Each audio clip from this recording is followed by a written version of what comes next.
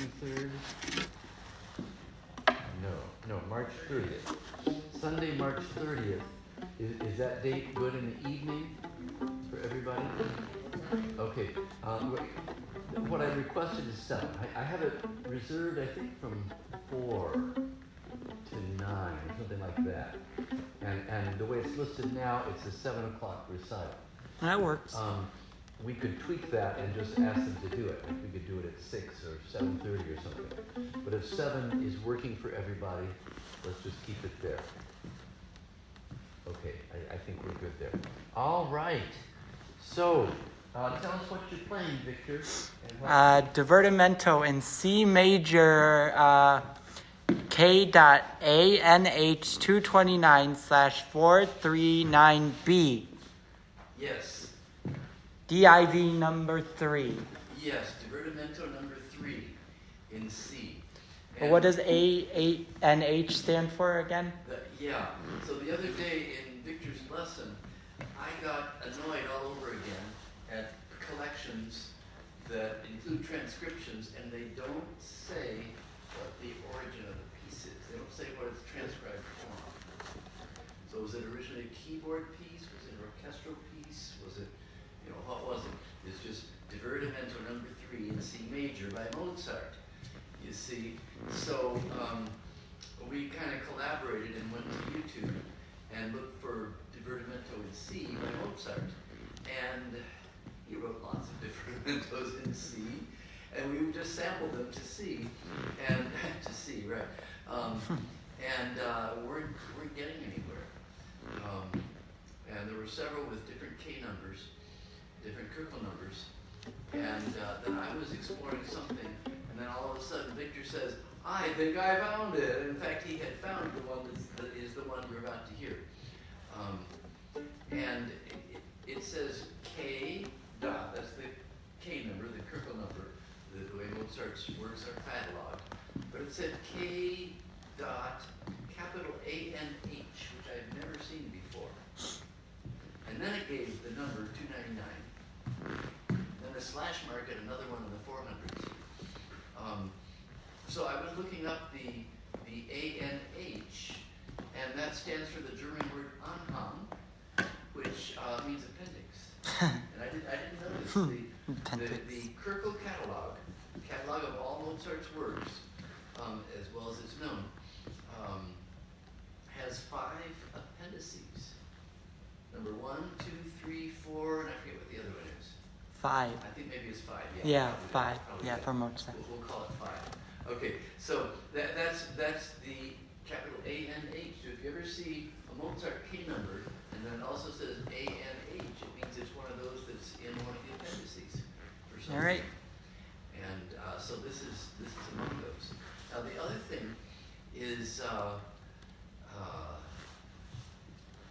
we found it. Victor found a video with it. Was that one with 2 violins and viola? I think it was? Yes, and then, but it's originally for bassoon and what? Well, okay, no, here's the interesting thing. So he found a performance for 2 violins and viola.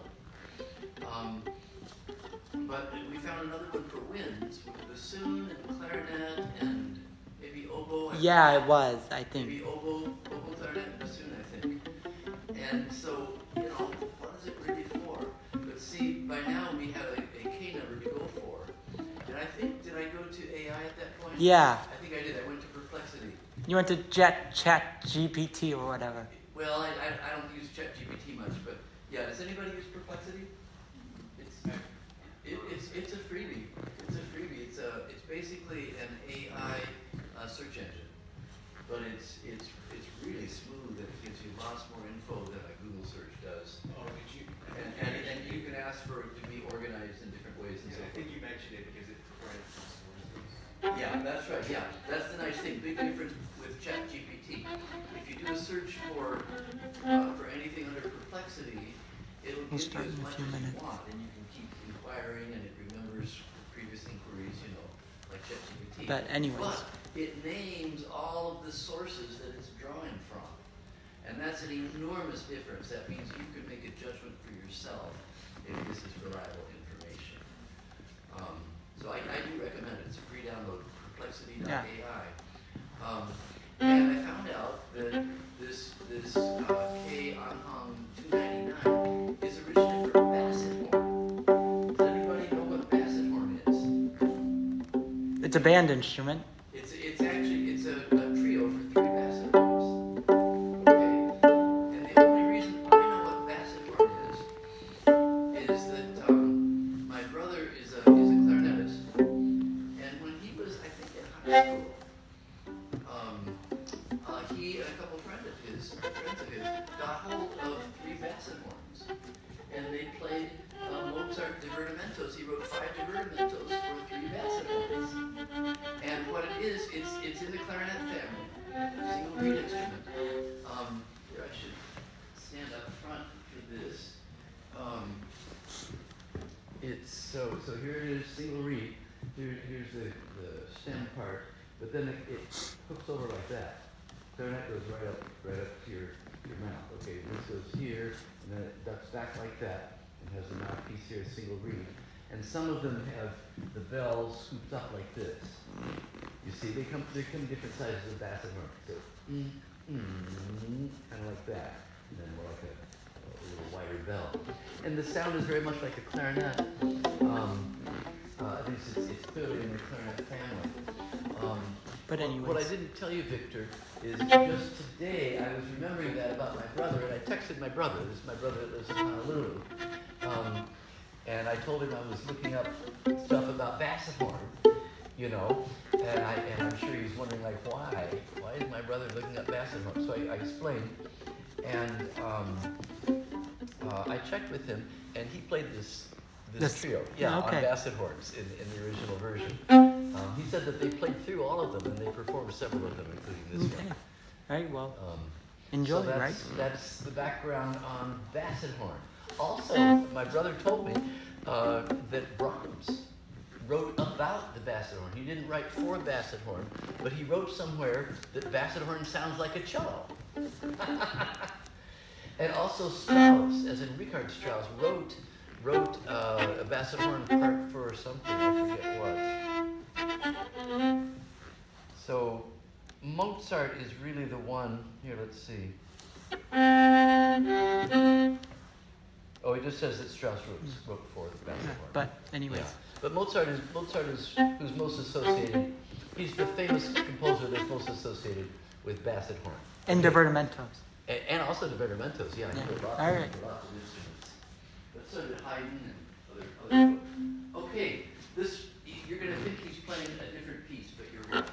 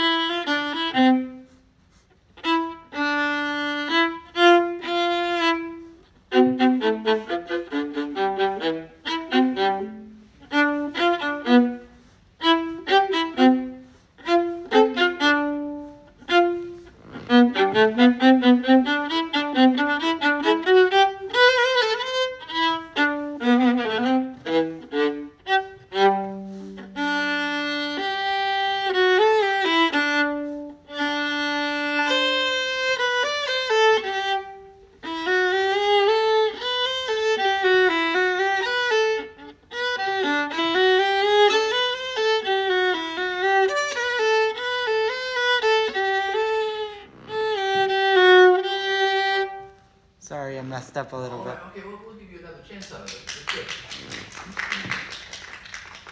All right, nice staccato on those, by the way, those eighth notes. Let's just do it again from the beginning. It's so short, and we'll hear the whole thing another time. But just a couple quick points. You know where it first goes, dum dee dum ba da ba da bum. That first one sounded like it was uptake. Okay. I wasn't watching the music, but I think there was a quarter note rest missing. Okay. So be careful of that. And I think there's one other little thing I was going to say. Okay. Just one moment here. I know what it was. Bar 2021. Okay. You know what? Oh. Okay.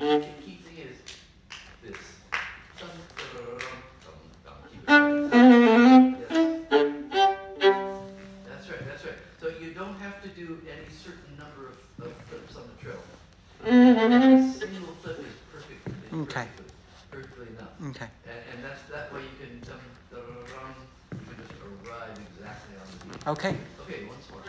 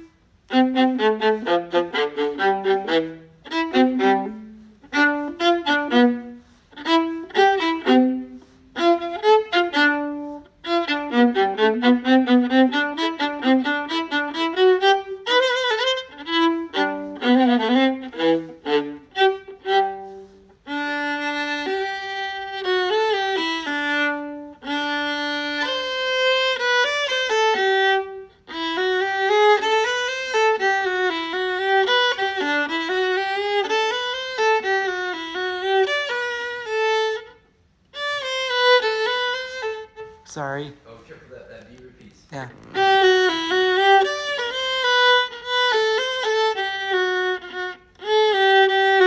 Also the A repeats, right? Yeah. Da, da, dee, da, da.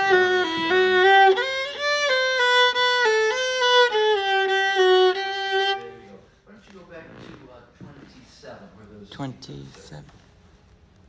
27. Oh.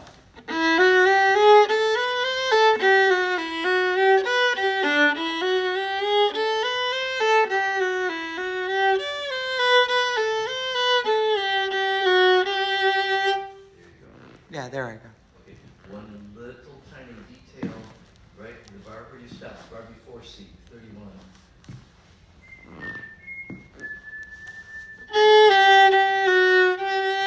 Right at the beginning of the bar. Back to your open A. Do you want me to play it one more time? Yeah. Okay.